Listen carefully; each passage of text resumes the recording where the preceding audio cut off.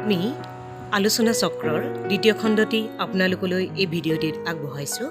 আলোচনা চক্ৰৰ দ্বিতীয়গৰাকী বিশিষ্ট অতিথি আছিলে ডক্টৰ নম্ৰতা কুমাৰী গৱেষিকা গুৱাহাটী বিশ্ববিদ্যালয়। তেখেতৰ কথাখিনি আমি আপোনালোকলৈ এই ভিডিঅ' যোগে আগবঢ়াইছোঁ। ইণ্টাৰনেট শব্দটো আমাৰ সকলোৰে বাবে প্ৰিয়। আজিকালি আমি ইণ্টাৰনেট নহ'লে এনেকুৱা হয় যে আমি থাকিব নোৱাৰো। গতিকে মই আজি ভাবো যে ইউথ ডেৰ লগত এই বিষয়টো অধিক গুৰুত্বপূৰ্ণ হ'ব। এই বিষয়টো আৰম্ভণিতে মই কিশোৰগিৰি ছাৰৰ অলপতে লিখা এটি কবিতাৰ দুটামান লাইন ক'বলৈ ওলাইছো। তেওঁ কৈছে যে হয় নম্ৰতা, তুমি ইংলিছো ইউজ কৰিব পাৰা যদি কৰা, ছাৰো আছে। হয় হয় হয় মই কৰিম। তো কিশোৰগিৰি ছাৰে এটা কবিতা লিখিছিল যে নিজেই নিজৰ কাৰণ নে বিধাতাৰ লিখন, অ মোৰ শহুদৰ ভাই, অ মোৰ অসমীয়াই, বিভ্ৰান্ত আজিৰ যুৱ প্ৰজন্ম। গতিকে এই কবিতাটোত এটা শব্দ কৈছে বিভ্ৰান্ত। জেনেৰেলি কি হয়, যেতিয়া আমি যুৱ প্ৰজন্মৰ কথা কওঁ আমি সদায় নিগেটিভ শব্দটো প্ৰথমে ব্যৱহাৰ কৰোঁ। ঘৰতো যেতিয়া ল'ৰা ছোৱালীয়ে মোবাইলৰ কথা কয় মাক দেউতাকে সদায় নিগেটিভলি লৈছিলে আগতে, কিন্তু আজি দেখা গৈছে যে কোভিড মহামাৰী অহাৰ পিছত মোবাইলটোৱে বেছিকে গুৰুত্বপূৰ্ণ হৈ পৰিছে। গতিকে আজি আমি এই যুৱ প্ৰজন্মক লৈ কিয় ইমান নিগেটিভ হৈ পৰিছো, সেইটো এটা ডাঙৰ প্ৰশ্ন। কিয়নো আমি এটা কথা বুজিব লাগিব যে ইউথৰ যিটো এজ হয়, একৰ্ডিং টু দ্য বায়লজি আমি যেতিয়া চাম, এজটো হৈছে 11 পৰা 19 বছৰ বয়স।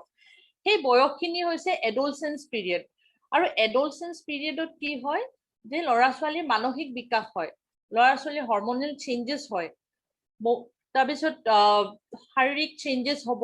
তো সেই সময়খিনিত কি হয়, ভাল বেয়া সকলো তেওঁলোকে বুজি উঠিব নোৱাৰে ভালদৰে।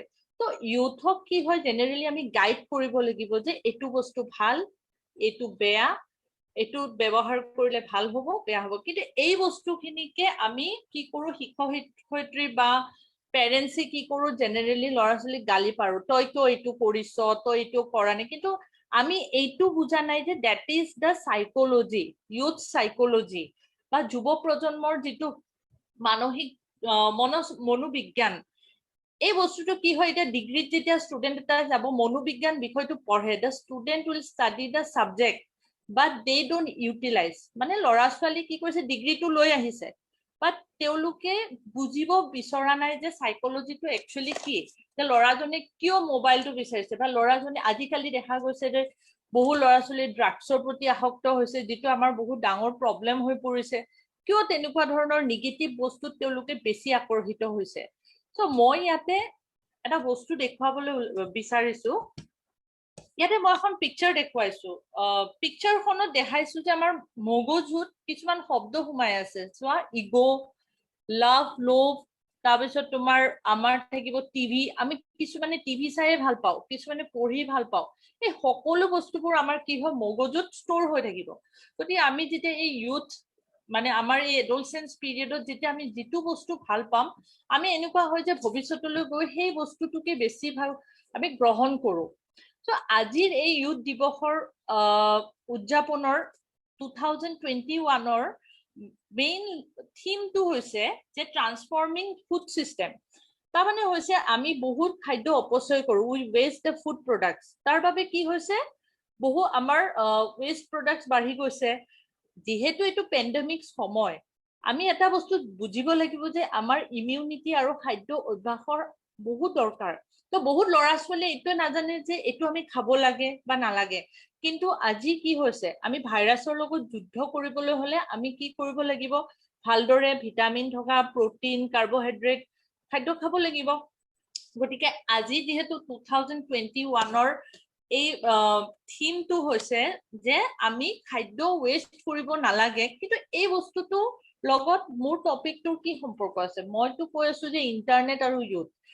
এই শব্দটো মই ক'ৰ পৰা গম পালো, এই বিষয়টো মই ইণ্টাৰনেট ব্যৱহাৰ কৰিয়ে গম পালো।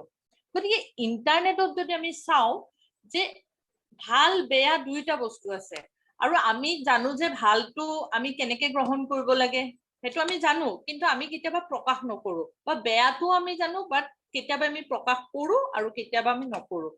চ' মই এটা আজিৰ দিনৰ আটাইতকৈ প্ৰিয় মোৰ ছবি এখন দেখুৱাইছো ইয়াতে, যে অলিম্পিকত ৰিচেণ্টলি কি হ'ল যে আমাৰ বহুতে পদক পাইছে। এতিয়া পদক পোৱাৰ পিছত কি হ'ল, আমি সকলোৱে উৎফুল্লিত হৈছো। ইনফেক্ট অলপ 5 মিনিট আগতে মই য'ত থাকো আমাৰ ওচৰেদি আজি লাভলিনাও গৈছে বৰগোহাঁই। মোৰ ভাল লাগিছে, হেলিকপ্টাৰ গৈছে পৰা। তেতিয়া আমি দেখিছো যে ল'ৰা ছোৱালী বিলাকে নিজৰ মন পচন্দৰ কি কৰিছে, ভিডিঅ' চাইছে, গেম খেলিছে, পঢ়িছে অনলাইন। তেতিয়া কিন্তু গাৰ্জেনে একো কোৱা নাই। কিয় কোৱা নাই? কাৰণ আগতে কি আছিলে যে ইউথে যদি মোবাইলটো চাই লেপটপত বহি থাকে বেয়া, আৰু এতিয়া ভাল। এই যে বেয়া আৰু ভাল সেই ডিচিশনটো লৈছে কোনে? আমি লৈছো, শিক্ষকসকলে লৈছে বা গাৰ্জেনে লৈছে। বাট কোনে এলাউ কৰিছে যে এইটো ভাল এইটো বেয়া? সেইটো হৈছে আমাৰ সমাজখন।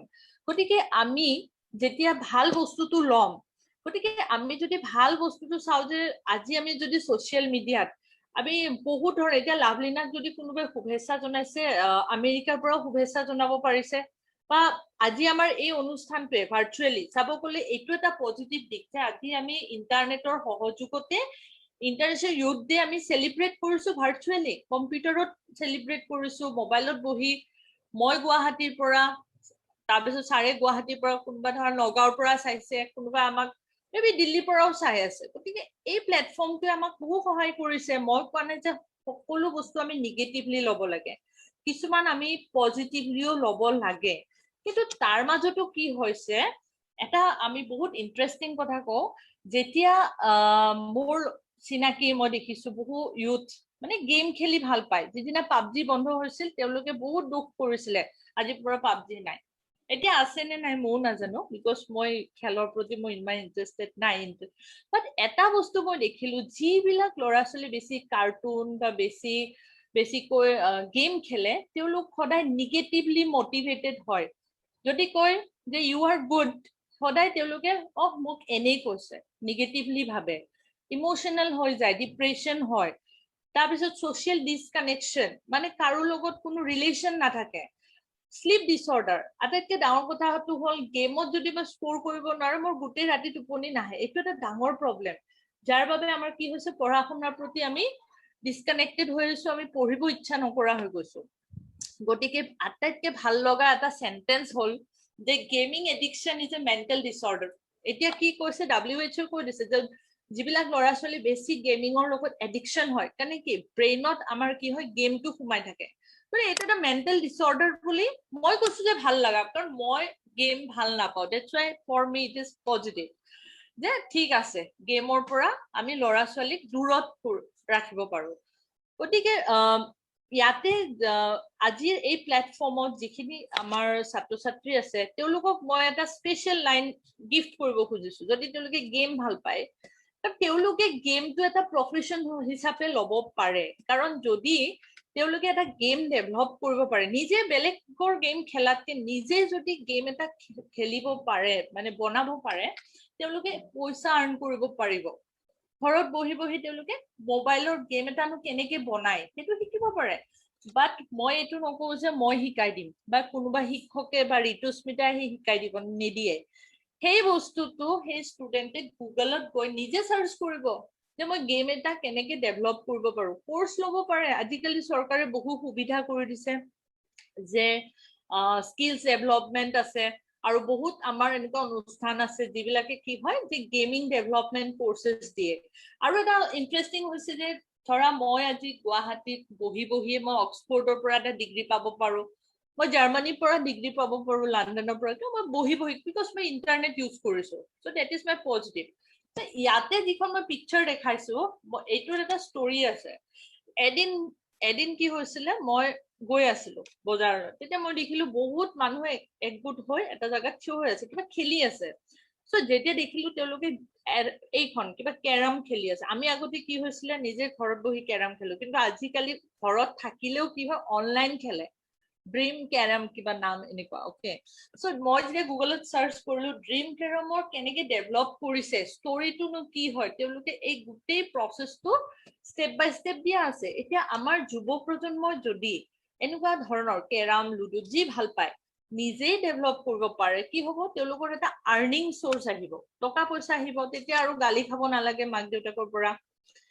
তাৰপিছতে আৰু এখন সুন্দৰ ছবি মই ইয়াতে দেখুৱাইছো গুগল আজি আমি চবে জানো গুগল সো গুগলৰ যোনে প্ৰথম আনিছিলে আমাৰ মাজলে তেওঁলোক হৈছিলে লেৰী পেজ আৰু ব্ৰেইন বুলি সো আজিৰ দিনত তেওঁলোকে 53,000 মিলিয়ন US কৰি আছে অনলাইনত ধুনীয়া কাম কৰি আছে গতিকে মই আজি এই ইউথ দিৱসত প্ৰতিজন ইউথলৈ ধন্যবাদ জনাইছো মোৰ অন্তৰৰ পৰা যোনে আনক সহায় কৰি আছে আগবাঢ়ি যাবলৈ কাৰণ যেনে মই কৈছো যে ডিম্পু বৰুৱাৰ এক্সাম্পলটো দিছো ডিম্পু বৰুৱা আজি বহু কেইজনক উৎসাহিত কৰিছে তোমালোকেও এনেদৰে আগবাঢ়ি যোৱা গতিকে এই মঞ্চৰ যোগেদি মই সকলোলৈ ধন্যবাদ জনাইছো আৰু যদি কোনোবাই কিবা মোৰ লগত শ্বেয়াৰ কৰিব খোজে তেওঁলোকলৈ মই শ্বেয়াৰ কৰিবলৈ অনুৰোধ জনাইছো কিবা যদি তেওঁলোকে মোৰ লগত ইন্টাৰেকচন কৰিব খোজে বা প্ৰশ্ন সুধিব পাৰে ধন্যবাদ ঋতুস্মিতা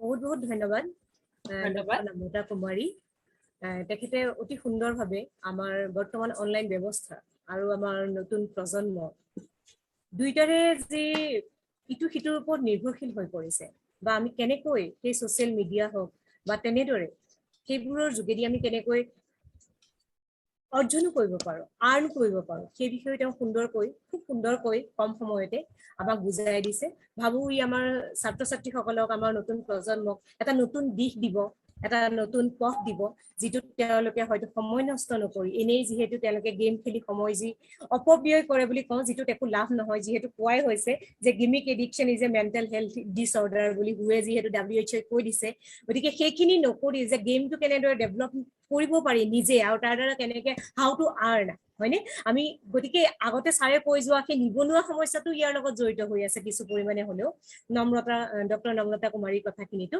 গতিকে এই সকলোখিনি আমাৰ উদ্দেশ্যটো সেইটোৱে যে আমাৰ ছাত্ৰ ছাত্ৰী হওক বা আমাৰ নৱ প্ৰজন্ম হওক তেওঁলোকে যাতে এই বিষয়বস্তুবিলাক ৰিলেট কৰিব পাৰে ইটো আনটোৰ লগত সম্পৰ্ক স্থাপন কৰিব পাৰে আৰু নিজে এটা শুদ্ধ দিশত শুদ্ধ পথত আগবাঢ়ি যাব পাৰে তেতিয়াহে মই ভাবো আমাৰ আন্তঃৰাষ্ট্ৰীয় যে যুৱ দিৱসৰ তাৎপৰ্য সেই তাৎপৰ্য তেতিয়াহে আমাৰ সঁচা অৰ্থত ফলপ্ৰসূ হ'ব গতিকে ডক্টৰ নম্ৰতা কুমাৰী তেখেতলৈ অশেষ ধন্যবাদ আমাৰ মাজত আজি উপস্থিত থাকি আমাৰ ছাত্ৰ ছাত্ৰী হওক আমাৰ নতুন প্ৰজন্মক হওক ইমান উৎসাহ উদ্দীপনা দিলে তেওঁ সেইবাবে তেওঁলৈ পুনৰবাৰ আমি ধন্যবাদ জ্ঞাপন কৰিছো মণিকাঞ্চন তৰ্ক মঞ্চ আৰু দাপনৰ তৰফৰ পৰা আৰু আমাৰ ইয়াত মাজত যিহেতু ছাত্ৰ ছাত্ৰীসকল আছে কোনোবাই যদি ক'ব বিচাৰে নিজৰ ভিডিঅ'টো অন কৰি হাতটো এনেকে দিলে মই তেওঁলোকক আনমিউট কৰি দিম গতিকে তেওঁলোকে কিবা সুধিব বিচাৰে নেকি এই অনলাইন ব্যৱস্থাৰ ওপৰত